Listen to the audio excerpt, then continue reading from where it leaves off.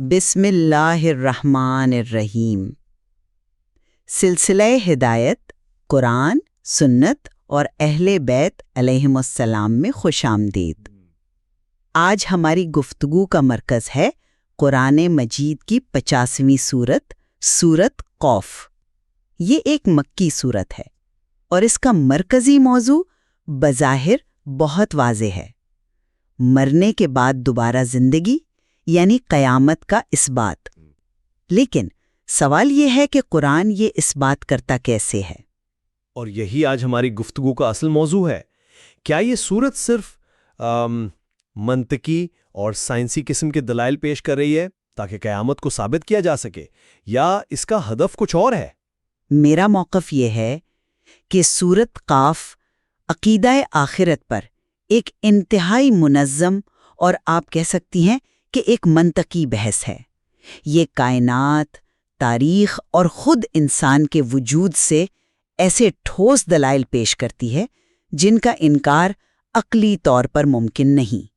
یہ ایک مکمل کیس بناتی ہے۔ اور میں سمجھتا ہوں کہ دلائل تو بس ایک پہلو ہیں۔ اس سورت کا اصل موضوع میرے نزدیک انسان کی نفسیات ہے۔ یہ اس بات کی تشخیص کرتی ہے کہ وہ کون سی نفسیاتی رکاوٹیں ہیں، کون سے خوف اور تکبر ہیں جو انسان کو ایک کھلی حقیقت دیکھنے سے روک دیتے ہیں۔ مسئلہ دلیل کا نہیں، دل کا ہے۔ شروع کرتا ہے۔ اللہ تعالیٰ فرماتا ہے، بسم اللہ الرحمن الرحیم، قوف والقرآن المجید بل عاجبوا ان جاءہم منذر منہم فقال الکافرون ھذا شیء عجیب اذا متنا وکنا ترابا ذلک رجع بعید قد علمنا ما تنقص الارض منہم وعندنا کتاب حفیظ بل کذبوا بالحق لما جاءہم فہم فی امر مریج۔ اچھا، ترجمہ ہے، قوف قسم ہے شان والے قرآن کی، بلکہ انہیں اس بات پر تعجب ہوا کہ خود انہی میں سے ایک تنبیہ کرنے والا ان کے پاس آیا تو کفار کہنے لگے، یہ تو ایک عجیب چیز ہے، کیا جب ہم مر کر مٹی ہو جائیں گے پھر زندہ کیے جائیں گے؟ یہ واپسی تو بہت بعید بات ہے۔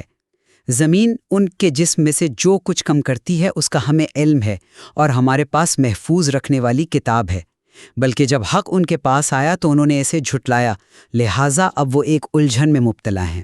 اچھا، ترجمہ ہے، یہاں دیکھیں کفار کے اعتراضات وہ خالص منطقی نوعیت کے ہیں۔ پہلا، ایک بشر پیغمبر کیسے ہو سکتا ہے؟ اور دوسرا، مر کر مٹی ہو جانے کے بعد واپسی ناممکن ہے، رجعن بعیدن۔ یہ ایک عقلی استرداد ہے۔ میں اس سے پوری طرح اتفاق نہیں کرتا۔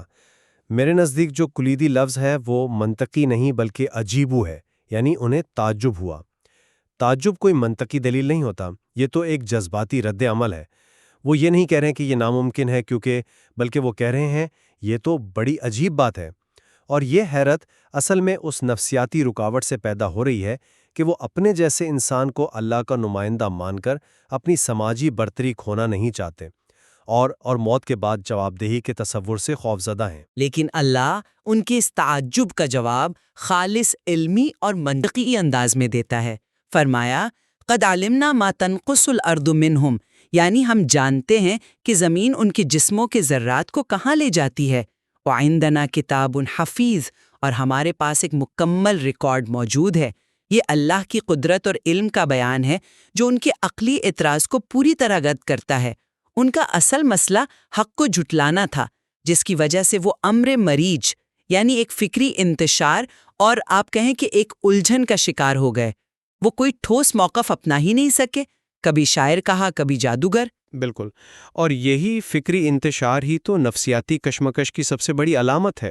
جب انسان حقیقت کو ماننا نہ چاہے تو وہ منطق کا سہارا نہیں لیتا، وہ بہانے بناتا ہے اور خود تضادات کا شکار ہو جاتا ہے۔ ان کا مسئلہ یہ نہیں تھا کہ انہیں اللہ کی قدرت پر کوئی شک تھا، وہ تو اسے خالق مانتے تھے۔ مسئلہ یہ تھا کہ وہ اس قدرت کے نتیجے یعنی اپنی جواب دہی کو قبول کرنے کے لیے نفسیاتی طور پر تیار ہی نہیں تھے۔ تو پھر قرآن اس منطقی بحث کو آگے کیسے بڑھاتا ہے؟ وہ انہیں کسی ایبسٹریکٹ فلسفے میں نہیں الجھاتا، بلکہ براہ راست مشاہدے کی دعوت دیتا ہے۔ یہ قرآن کا تجرباتی استدلال کا طریقہ ہے۔ اللہ فرماتا ہے، افلم ينظروا الى السماء فوقهم كيف بنيناها وزيناها وما لها من فروج والارض مددناها والقينا فيها رواسي وانبتنا فيها من كل زوج بهيج تبصرة وذكرى لكل عبد منيب ونزلنا من السماء ماء مباركا فأنبتنا به جنات وحب الحسيد والنخل باسقات لها طلع نضيد رزقا للعباد وأحيينا به بلدة ميتا كذلك الخروج. کیا ان لوگوں نے اپنے اوپر آسمان کی طرف نہیں دیکھا کہ ہم نے اسے کس طرح بنایا اور مزین کیا، اور اس میں کوئی شگاف بھی نہیں ہے، اور اس زمین کو ہم نے پھیلایا، اس میں پہاڑ ڈال دیے اور ہر قسم کے خوشنما جوڑے اگائے، تاکہ ہر رجوع کرنے والے بندے کے لیے بصیرت اور یاد دہانی کا ذریعہ بنے۔ اور ہم نے آسمان سے بابرکت پانی نازل کیا، جس سے ہم نے باغات اور فصلیں اگائیں اور کھجور کے بلند و بالا درخت پیدا کیے۔ یہ بندوں کی روزی کے لیے ہے، اور ہم نے اسی سے مردہ زمین کو زندہ کیا، مردوں کا قبروں سے نکلنا بھی اسی طرح ہوگا۔ یہاں دلیل بالکل واضح ہے۔ جو خدا ایک مردہ زمین کو بارش کے ایک چھینٹے سے زندہ کر سکتا ہے، اس کے لیے انسان کو دوبارہ پیدا کرنا کیا مشکل ہے؟ اور آخر میں نتیجہ اغض کیا، کذالک الخروج، تمہارا قبروں سے نکلنا بھی بالکل ایسا ہی ہوگا۔ یہ ایک مکمل منطقی اور مشاہداتی ثبوت ہے۔ جی بالکل، میں آپ کی بات مانتا ہوں کہ یہ ایک زبردست ثبوت ہے، لیکن میرے نقطہ نظر سے اس ثبوت کا کمال اس کی سادگی میں ہے۔ یہ کوئی پیچیدہ سائنسی فارمولا نہیں ہے، یہ وہ منظر ہے جسے ہر شخص ہر سال اپنی آنکھوں سے دیکھتا ہے۔ تو سوال یہ پیدا ہوتا ہے کہ اگر ثبوت اتنا واضح، اتنا سادہ اور اتنا عام ہے تو وہ اسے مانتے کیوں نہیں تھے؟ یہی میرا نقطہ ثابت ہوتا ہے۔ مسئلہ ثبوت کی عدم موجودگی کا نہیں بلکہ نفسیاتی غفلت کا ہے۔ وہ دیکھتے تھے پر غور نہیں کرتے تھے، ان کی آنکھیں کھلی تھیں پر دل پر پردے پڑے تھے۔ قرآن خود کہہ رہا ہے کہ نشانیاں تو ہر طرف بکھری ہیں، لیکن انہیں دیکھنے کے لیے عبد منیب یعنی رجوع کرنے والا بندہ ہونا ضروری ہے، اور یہ ایک نفسیاتی کیفیت ہے۔ آپ غفلت کی بات کر رہی ہیں، اور قرآن اسی غفلت کو توڑنے کے لیے ایک اور زاویے سے دلیل لاتا ہے، اور وہ ہے تاریخ۔ کائنات کی نشانیوں کے بعد وہ گزری ہوئی قوموں کی تاریخ سامنے رکھتا ہے۔ کذبت قبلہم قوم نوح واصحاب الرس وثمود وعاد وفرعون واخوان لوط واصحاب الایکۃ وقوم تبع کل کذب الرسل فحق وعیدی افعینا بالخلق الاول بل ہم فی لبس من خلق جدید۔ ان سے پہلے نوح کی قوم، اصحاب الرس، سمود، عاد، فرعون، برادران لوط، ایکا والے اور تبا کی قوم نے تکذیب کی۔ سب نے رسولوں کو جھٹلایا تو میرا عذاب ان پر لازم ہو گیا۔ کیا ہم پہلی بار کی تخلیق سے عاجز آ گئے تھے؟ بلکہ یہ لوگ نئی تخلیق کے بارے میں شک میں پڑے ہوئے ہیں۔ یہاں منطق بالکل سیدھی ہے۔ تم سے پہلے بھی بہت طاقتور قومیں آئیں، انہوں نے بھی یہی انکار کیا اور وہ سب تباہ ہو گئیں۔ یہ ایک تاریخی نمونہ، ایک ہسٹوریکل پیٹرن ہے جس کا نتیجہ ہمیشہ ایک ہی نکلا ہے۔ اور اس کے بعد وہ عقلی سوال جو پوری بحث کا نچوڑ ہے، افعینا بالخلق الاول، کیا ہم پہلی بار بنا کر تھک گئے تھے؟ یہ ان کے فکری تضاد کو بے نقاب کرتا ہے۔ اور میں کہتا ہوں کہ یہ تاریخی مثالیں بھی انسانی نفسیات کے ایک خاص پہلو کو اجاگر کرتی ہیں، اور وہ پہلو ہے تکبر اور خود فریبی۔ ان تمام قوموں کا مسئلہ یہ نہیں تھا کہ ان کے پاس عقل نہیں تھی، وہ تو اپنے وقت کی سپر پاورز تھیں۔ ان کا مسئلہ یہ تھا کہ وہ اپنی طاقت کے نشے میں اتنے چور تھے کہ انہیں لگتا تھا کہ وہ احتساب سے بالا تر ہیں۔ قرآن یہ بتا رہا ہے کہ یہ کوئی نیا مرض نہیں ہے، یہ ایک نفسیاتی بیماری ہے جو ہر دور میں طاقتور قوموں کو لاحق ہوتی ہے۔ لہٰذا آیت کا سوال، کیا ہم پہلی بار بنا کر تھک گئے تھے، صرف ایک منطقی سوال نہیں ہے، بلکہ یہ ان کے تکبر پر ایک چوٹ ہے کہ تم جس خدا کی پہلی تخلیق کو مانتے ہو، اسی کی دوسری تخلیق کا انکار کر کے کس قدر احمقانہ شک میں پڑے ہو کر خود انسان کے وجود کے اندر آ جاتی ہے۔ قرآن دلیل کے دائرے کو اور تنگ کرتا ہے اور اسے انتہائی ذاتی بنا دیتا ہے۔ وَلَقَدْ خَلَقْنَا الْإِنسَانَ وَنَعْلَمُ مَا تُوَسْوِسُ بِهِ نَفْسُهُ وَنَحْنُ أَقْرَبُ إِلَيْهِ مِنْ حَبْلِ الْوَرِيدِ۔ اذ يتلقى المتلقيان عن اليمين وعن الشمال قعيد ما يلفظ من قول إلا لديه رقيب عتيد وجاءت سكرة الموت بالحق ذلك ما كنت منه تحيد ونفخ في الصور ذلك يوم الوعيد وجاءت كل نفس معها سائق وشهيد لقد كنت في غفلة من هذا فكشفنا عنك غطاءك فبصرك اليوم حديد۔ اور بتحقیق ہم نے انسان کو پیدا کیا ہے اور ہم ان وسوسوں کو بھی جانتے ہیں جو اس کے نفس میں اٹھتے ہیں اور ہم اس کی شہرک سے بھی زیادہ قریب ہیں۔ جب دو لکھنے والے اس کے دائیں اور بائیں بیٹھے ہر چیز لکھ رہے ہوتے ہیں، وہ کوئی لفظ زبان سے نہیں نکالتا مگر ایک نگران اس کے پاس تیار ہوتا ہے، اور موت کی غشی حقیقت لے کر آ پہنچی، یہ وہی چیز ہے جس سے تو بھاگتا تھا، اور سور پھونکا جائے گا، یہ وعید کا دن ہے، اور ہر شخص اس طرح آئے گا کہ اس کے ساتھ ایک ہانکنے والا اور ایک گواہی دینے والا ہوگا۔ اس سے کہا جائے گا تو اس دن سے غفلت میں تھا، بس ہم نے تجھ سے پردہ ہٹا دیا ہے اور آج تیری نگاہ بہت تیز ہے۔ یہاں دلیل کی بنیاد خدا کا کامل علم اور انسان کی ہر لمحہ نگرانی ہے، شہرک سے زیادہ قربت، فرشتوں کا ریکارڈ، اور پھر موت کی وہ حقیقت جس سے کوئی فرار نہیں۔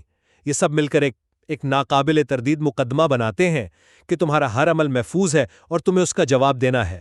آپ اسے مقدمہ کہہ رہی ہیں، صحیح ہے، میں اسے نفسیاتی آئینے کا سامنا کہتا ہوں۔ وَنَحْنُ أَقْرَبُ إِلَيْهِ مِنْ حَبْلِ الْوَرِيدِ، ہم شہرک سے زیادہ قریب ہیں۔ یہ صرف خدا کے علم کی وسعت کا بیان نہیں ہے، یہ انسان کو اس کی وجودی تنہائی اور اس حقیقت کا احساس دلانا ہے کہ تم خود سے بھی نہیں بھاگ سکتے، تو خدا سے کہاں بھاگو گے؟ یہ آیت انسان کے اندر کے سب سے گہرے خوف کو مخاطب کرتی ہے، پکڑے جانے کا خوف، عیاں ہو جانے کا خوف، اور پھر آیت لَقَدْ كُنْتَ فِي غَفْلَةٍ مِّنْ هَٰذَا، تو اس سے غفلت میں تھا۔ یہ صاف بتا رہی ہے کہ مسئلہ لا علمی کا نہیں، غفلت کا تھا، اور غفلت ایک نفسیاتی حالت ہے، منطقی نہیں۔ آج پردہ ہٹ گیا اور نظر تیز ہو گئی، یعنی نفسیاتی رکاوٹیں ختم ہو گئیں اور حقیقت سامنے آ گئی۔ اور اس حقیقت کے سامنے آنے کے بعد منطقی نتیجہ کیا ہے؟ جزا اور سزا۔ قرآن اب اس کے مناظر دکھاتا ہے۔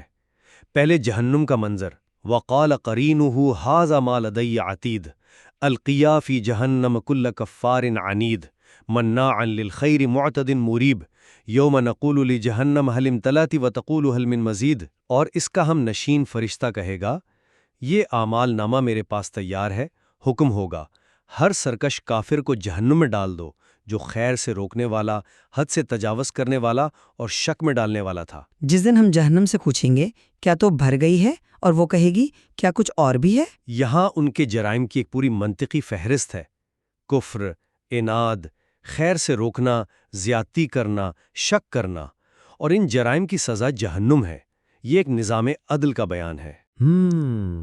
میں اسے صرف نظام عدل نہیں سمجھتا، یہ دنیا میں اپنائی گئی نفسیات کا آخرت میں مجسم ہو جانا ہے۔ جہنم کا یہ مکالمہ، حل من مزید، کیا کچھ اور بھی ہے؟ کیا یہ اس شخص کی دنیاوی ہوس اور نہ ختم ہونے والی خواہشات کی بازگشت نہیں ہے جو دنیا میں ہر چیز کو نگل لینا چاہتا تھا؟ آخرت میں ایک ایسی جگہ اس کا مقدر بنی جو خود ہر چیز کو نگل لینا چاہتی ہے۔ یہ سزا نہیں، یہ تو اس کی اپنی شخصیت کا ہی عکس ہے۔ یہ ایک گہرا نقطہ ہے۔ اچھا، اب اس کے مقابل جنت کا منظر دیکھیں۔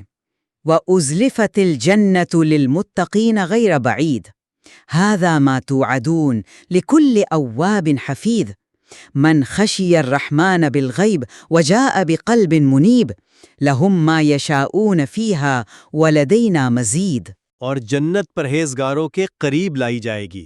یہ وعدہ ہر اس شخص کے لیے ہے جو بہت رجوع کرنے والا، حدود الہی کی حفاظت کرنے والا ہو، جو بن دیکھے رحمان سے ڈرتا ہو اور رجوع کرنے والا دل لے کر آیا ہو۔ وہاں ان کے لیے وہ سب کچھ ہوگا جو وہ چاہیں گے، اور ہمارے پاس اس سے بھی زیادہ ہے۔ یہاں بھی وہی منطقی ترتیب ہے، جنتیوں کے اوصاف بیان ہوئے، اواب، حفیظ، رحمان کا خوف، قلب منیب، اور پھر ان اوصاف کا انعام بیان ہوا، یعنی جنت کی نعمتیں۔ اور یہاں بھی وہی اصول کار فرما ہے، جنتیوں کا سب سے بڑا وصف قلب منیب ہے، یعنی رجوع کرنے والا دل ہے۔ یہ ایک قلبی اور نفسیاتی کیفیت ہے۔ ان کا دل دنیا میں اللہ کی طرف جھکا ہوا تھا، تو آخرت میں اللہ کی جنت خود ان کی طرف جھک گئی۔ اور پھر وَلَدَيْنَا مَزِيدٌ، ہمارے پاس اور بھی زیادہ ہے۔ یہ اس بات کی علامت ہے کہ جس نے دنیا میں اپنی خواہشات کو اللہ کے لیے محدود کیا، اللہ نے آخرت میں اس کے اجر کو لامحدود کر دیا۔ یہ پھر سے دنیاوی نفسیات کا اخروی نتیجہ ہے۔ صحیح، سورت کا اختتام ان تمام دلائل کو سمیٹتا ہے اور پیغمبر صلی اللہ علیہ وآلہ وسلم کو ایک واضح ہدایت دیتا ہے۔ وَكَمْ أَهْلَكْنَا قَبْلَهُمْ مِنْ قَرْنٍ هُمْ أَشَدُّ مِنْهُمْ بَطْشًا إِنَّ فِي ذَلِكَ لَذِكْرَىٰ لِمَنْ كَانَ لَهُ قَلْبٌ أَوْ أَلْقَى السَّمْعَ وَهُوَ شَهِيدٌ فَاصْبِرْ عَلَىٰ مَا يَقُولُونَ وَمَا أَنْتَ عَلَيْهِمْ بِجَبَّارٍ فَذَكِّرْ بِالْقُرْآنِ مَن يَخَافُ وَعِيدٍ۔ ہم نے ان سے پہلے کتنی ہی قوموں کو ہلاک کیا جو ان سے زیادہ طاقتور تھیں۔ اس میں یقیناً اس شخص کے لیے نصیحت ہے جو دل رکھتا ہو یا کان لگا کر توجہ سے سنے۔ پس ان کی باتوں پر صبر کریں، اور آپ ان پر زبردستی کرنے والے نہیں ہیں۔ پس آپ قرآن کے ذریعے اسے نصیحت کریں جو میرے عذاب سے ڈرتا ہو۔ یہاں پھر تاریخ کا حوالہ اور پھر نصیحت حاصل کرنے کی شرائط، دل کا ہونا یا توجہ سے سننا، یہ سب عقل اور فہم کی باتیں ہیں، اور آخر میں پیغمبر کو حکم ہے کہ آپ کا کام دلائل پہنچانا ہے، زبردستی منوانا نہیں۔ یہ پوری صورت کے منطقی اسلوب کو مکمل کرتا ہے۔ میں سمجھتا ہوں کہ آخری آیت میرے موقف کو سب سے زیادہ مضبوط کرتی ہے۔ فَذَكِّرْ بِالْقُرْآنِ مَن يَخَافُ وَعِيدِ، نصیحت کریں اسے جو میرے عذاب سے ڈرتا ہے۔ یہاں یہ نہیں کہا گیا کہ اسے نصیحت کریں جو منطق سمجھتا ہے یا جو دلیل مانگتا ہے، بلکہ اسے جو خوف رکھتا ہے۔ خوف ایک جذبہ ہے، ایک نفسیاتی کیفیت۔ قرآن خود کہہ رہا ہے کہ اس کی منطق، اس کے دلائل، اس کی تاریخ، یہ سب کچھ اثر صرف اس شخص پر کرے گا جس کے اندر خوف خدا کی نفسیاتی کیفیت پہلے سے موجود ہو یا پیدا ہو جائے۔ جن کے دل تکبر اور غفلت کی وجہ سے پتھر ہو چکے، ان کے لیے یہ دلائل بے معنی ہیں۔ تو خلاصہ یہ کہ میرے نزدیک سورت قیامت کے عقیدے پر ایک جامع عقلی اور منطقی استدلال ہے جو کائنات، تاریخ اور انسانی فطرت سے دلائل اخذ کرتا ہے تاکہ کسی شک کی گنجائش نہ رہے۔ اور میرے نزدیک یہ تمام دلائل ایک بڑے مقصد کے لیے استعمال ہوئے ہیں، اور وہ مقصد ہے انسان کو اس کے نفسیاتی دفاعی نظام یعنی سائیکولوجیکل ڈیفنس میکنزمز سے نکالنا۔ یہ صورت بتاتی ہے کہ اصل مسئلہ ثبوت کی کمی نہیں بلکہ سچائی کو قبول کرنے کی نفسیاتی آمادگی کی کمی ہے۔ شاید حقیقت ان دونوں کے امتزاج میں ہی ہے۔